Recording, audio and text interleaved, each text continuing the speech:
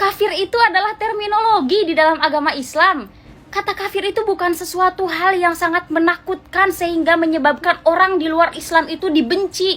Tetapi kenapa kata kafir ini menjadi begitu buruk terlihatnya? Karena orang-orang yang tidak paham dengan agama Islam, dengan konteks kafir itu sendiri, memanfaatkan untuk kebencian-kebencian terhadap kelompok-kelompok tertentu, menyebarkan isu-isu sara yang padahal mereka sendiri pun gak paham apa itu kafir.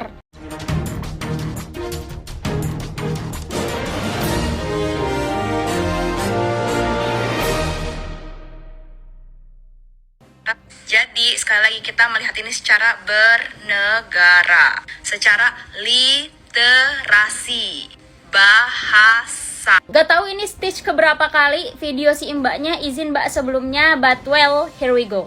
Pada statement di video tersebut atau pada tulisan di atas, mbaknya mengatakan bedakan berbahasa dalam bernegara dan berbahasa dalam beragama. Pertanyaannya, apakah UAS menyampaikan terkait kafir, bahasa kafir itu ketika dia sedang memposisikan diri dalam berpolitik atau kampanye-kampanye yang bersifat-sifat kenegaraan, atau dia sedang berkhutbah dalam keagamaan? Jadi statement yang sudah Mbak sampaikan di video ini dan analisis-analisis yang sudah Mbak buat sangat-sangat kontradiktif dengan fakta di lapangannya. Kenapa? Karena beliau menyampaikan kata-kata kafir itu di wilayah beragama, di wilayah khutbah.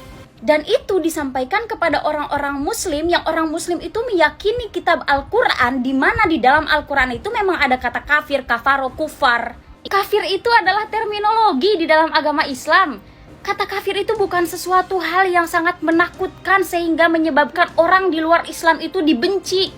Tetapi kenapa kata kafir ini menjadi begitu buruk terlihatnya? Karena orang-orang yang tidak paham dengan agama Islam, dengan konteks kafir itu sendiri, memanfaatkan untuk kebencian-kebencian terhadap kelompok-kelompok tertentu, menyebarkan isu-isu sara yang padahal mereka sendiri pun gak paham apa itu kafir. Saya pun mungkin akan menjadi kafir bagi agama-agama tertentu, dan saya tidak akan tersinggung atau tidak akan marah hanya karena saya disebut kafir karena saya mempertahankan apa yang saya yakini. Yang terakhir, bahasa kafir dalam bahasa asing.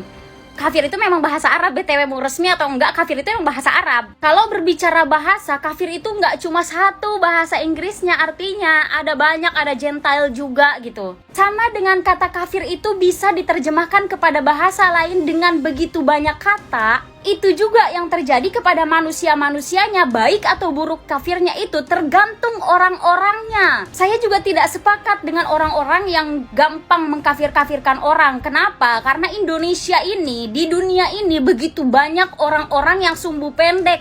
Mereka tidak tahu maknanya apa, artinya apa, yang penting terprovokasi, panas, merasa saya dihina, merasa agama saya dihina, langsung naik pitam. Sekarang saya tanyakan kembali, di mana Mbak ketika ada seorang rektor yang menganalogikan orang-orang yang berhijab itu sebagai manusia gurun? Di mana? Sementara kalian-kalian yang marah dengan penggunaan kafir itu mengatakan itu untuk toleransi, tapi di mana kalian saat pernyataan-pernyataan kemarin? Jadi toleransi itu bukan hanya berbatas kalian speak up tentang hal yang mengganggu kalian, mengganggu keyakinan kalian, atau mengganggu kelompok kalian. Jangan mengkambing hitamkan toleransi untuk kepentingan ego sektoral, pribadi, dan kelompok.